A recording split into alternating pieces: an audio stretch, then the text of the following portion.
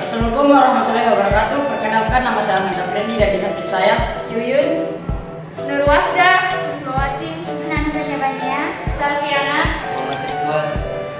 dan di sini kami akan menjelaskan dengan materi polimer dari kelompok 1. Definisi polimer. Polimer adalah material berbentuk rantai molekul panjang dan berulang. Hasil ini didapatkan dari proses bernama polimerisasi. Ada berbagai macam bentuk polimer. Selain itu, karakteristik pun berbeda-beda. Semuanya tergantung dari sifat molekul yang membentuk serta bagaimana proses pembentukannya.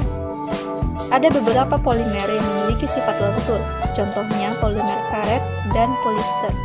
Namun, ada juga polimer dengan sifat keras dan kuat, yakni kaca dan epoksi. Penggolongan polimer. Dari berbagai jenis polimer yang banyak kita jumpai dapat digolongkan dalam dua jenis, yaitu berdasarkan asalnya jenis monomer, sifatnya terhadap panas, dan reaksi pembentukannya. Yang pertama, penggolongan polimer berdasarkan asalnya berdasarkan polimer dapat dibedakan atas polimer alam dan polimer sintesis. Pertama, polimer alam. Polimer alam adalah polimer yang terdapat di alam berasal dari makhluk hidup. Contoh polimer alam yaitu amonium, dan yang kedua yaitu polimer sintesis. Polimer sintesis atau polimer tiruan adalah polimer yang tidak terdapat di alam dan harus dibuat oleh manusia. Contoh polimer sintesis yaitu pulutuena terdapat pada kantung. Penggolongan polimer berdasarkan jenis monomernya. Berdasarkan jenis monomernya, polimer dapat dibedakan atas homopolimer dan copolimer. Homopolimer adalah polimer yang monomernya sejenis. Contohnya polietena, polipropena, polivinil klorida. Kedua, copolimer. Copolimer adalah polimer yang monomernya tidak sejenis.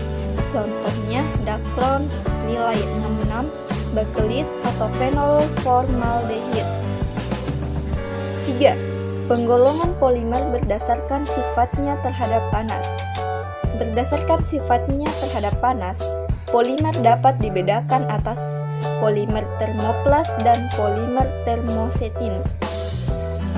Polimer termoplas adalah polimer yang tidak tahan panas, sedangkan polimer termosetin adalah polimer yang tahan panas. 4.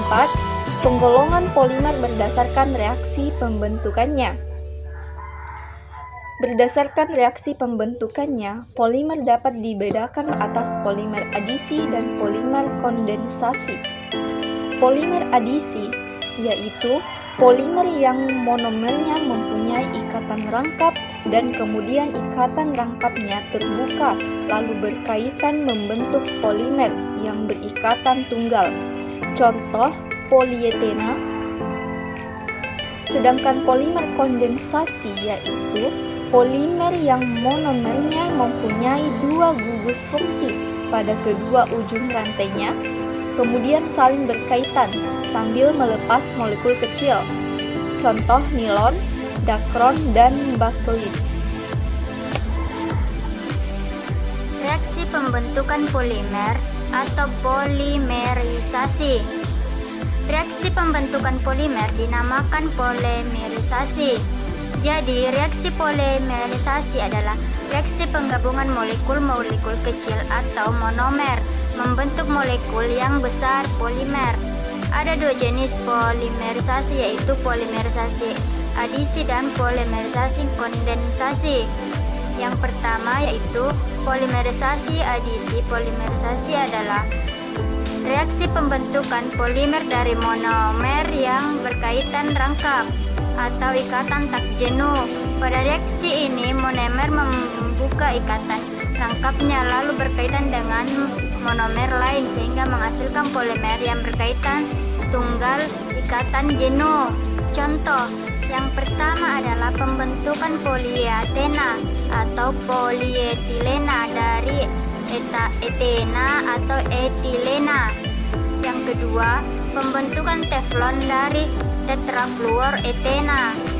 Yang ketiga, pembentukan polivinyl chlorida atau PVC dari vinyl klorida 1-kloroetena.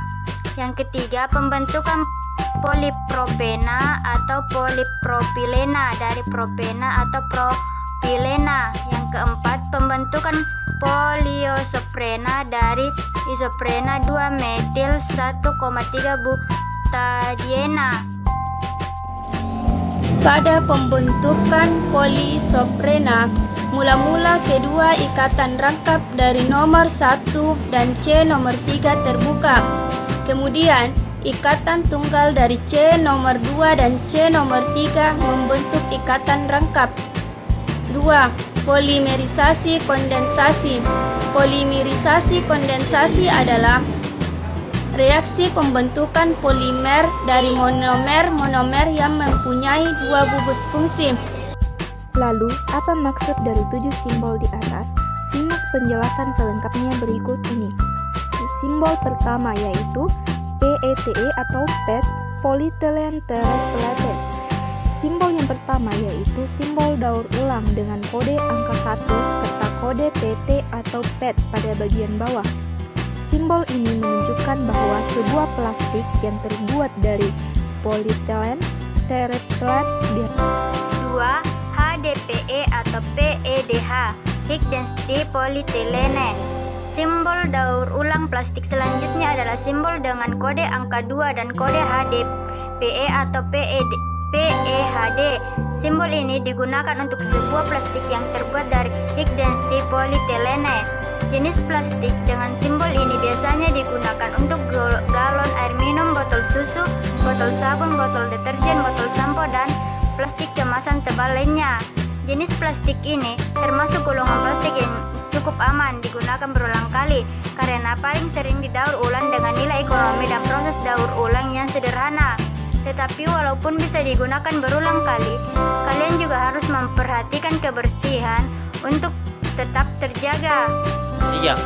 PFC atau P-polyphenol chloride. Simbol dengan kode angka 3 dan PFC atau P adalah simbol yang digunakan untuk plastik yang berasal dari polyphenol chloride. Misalnya plastik untuk pipa air, ubin, kabel listrik, korping, dan mainan anak-anak atau hewan peliharaan. Barang-barang plastik yang terbuat dari plastik polipin chloride ini sering juga disebut dengan plastik beracun karena mengandung berbagai macam bahan kimia beracun yang dapat larut dan berbahaya bagi kesehatan. Jenis plastik ini sangat sulit untuk didaur ulang sehingga perlu dihindari menggunakan jenis plastik ini untuk kemasan makanan atau minuman. 4. LDPE atau PELD, Low Density Polyethylene. Simbol berikutnya ada simbol dengan kode angka 4 dan LDPE atau PELD. Apakah kalian pernah menemukannya? Biasanya terdapat pada kantong plastik atau kresek, kantong plastik sampah, tas belanja, hingga bungkus makanan. Jenis plastik ini terbuat dari bahan low density polyethylene yang bersifat elastis, memiliki daya tahan yang lama, dan dapat digunakan untuk berulang kali. Tetapi alangkah lebih baik jika kalian menggunakannya sekali dan mendaur ulangnya agar tidak tertimbun di tanah yang butuh ratusan tahun untuk mengurainya. PP atau polypropylene. Untuk simbol plastik kelima yaitu simbol dengan kode angka 5 dan kode PP. Simbol digunakan untuk plastik yang terbuat dari propylene, misalnya tempat makanan atau minuman, botol sirup, kotak yogurt, sedotan, plastik, selotip, dan tali berbahan plastik. Barang plastik dan simbol ini digunakan sebagai tempat makanan atau minuman karena terbuat dari propylene yang sangat kuat dan cukup aman digunakan meski pada suhu yang panas. Walaupun demikian, jenis plastik ini cukup sulit untuk didaur ulang sehingga alangkah lebih baik untuk mengurangi penggunaannya. 6. PS atau polystyrene. Jenis plastik yang memiliki simbol dengan kode angka 5 dan kode PB adalah plastik yang terbuat dari polystyrene. Biasanya dijual dengan harga yang cukup murah dan ringan. Plastik jenis ini banyak digunakan sebagai tempat atau minuman dan tempat makanan, styrofoam, tempat telur, sendok, atau garpu plastik, foam packaging, hingga bahan bangunan, bahan flooring. Plastik ini dapat mengeluarkan styrene yang merupakan zat karsinogen yang dapat menyebabkan kanker, terutama jika saat menggunakan untuk makanan atau minuman yang panas. Bahaya kan? Apakah kalian masih menggunakan jenis plastik ini atau kemasan makanan dan minuman? Baik, itulah tadi hasil presentasi kami dengan materi polimer dari kelompok 1. Sekian dan terima kasih. Wassalamualaikum warahmatullahi wabarakatuh.